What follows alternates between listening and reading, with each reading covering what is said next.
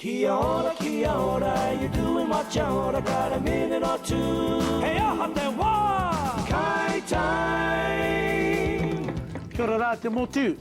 Nau mai hoki mai anō kia kai time. Hea te kai o te ata nei, koene ngā taongo tangaroa, ngā paua. Okay, my brother, what can you do with these deadly things? Where are the huge powers? Where'd you get those from? I went diving, bro. My cousin's got a huge deep freeze. Today, we're going to cook power steaks on bacon, onion, and watercress risotto. How's that sound? Mickey too, brother. Come on, let's get on with it. Okay. Tahongi te paua, ara pēnei. Kōrero, my brother.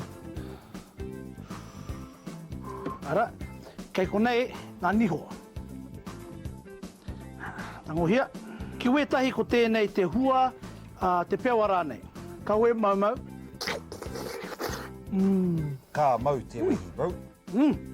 Okay, brother, now what do you want me to do? Okay, now we're ready to tenderise. A bit of a donga. Here, come on. Okay, now I'm going to do the rice risotto. Put the pan on. Add a dash of olive oil. E hinu pai tēnei.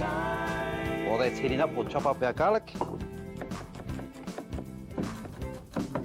Now we're going to chop up our bacon. Only need about 2 rashers of bacon for this. Kia ora. First of all, add the onion and the crushed garlic. Just saute that for a few seconds. Smell that garlic, eh? Aye. We're going to add our chopped bacon. And just saute that for probably about a minute. Then we're going to add the rice. Now in here I have 2 cups of rice. Stir that around. In our pot over here, I have 4 cups of boiling water with 4 dessert spoons of chicken stock. Now that's going to go into our rice mixture over here. Bring that to the boil, and then we're going to let that cook for 13 minutes. Kia ora.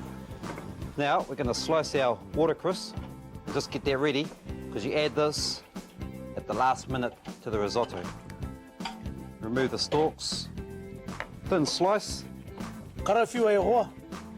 Okay, our rice is ready. Sorry, Just add our chopped watercress. Now we're going to add just a little bit of butter. I'm going to cook the pauas in this one. Kia au te pepa me te tote e hoa.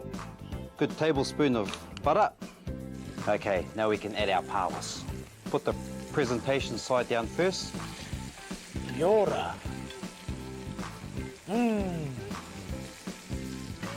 Okay, now you want a minute on each side. So that's about a minute. That's ready to go. Swap that over. First of all, we're going to put our rice risotto into the centre of the plate.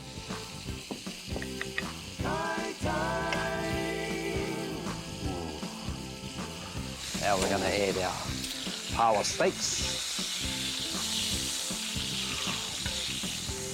And just to finish off, a little bit of watercress on the side. E hoa ko koe te tangata, mate. No reire hoa mā, tata mai te wā mō kai time. Nā reira, kia pai te kai. Bon appetit. Mauri ora. Ngā paua, pau pau. Kai time!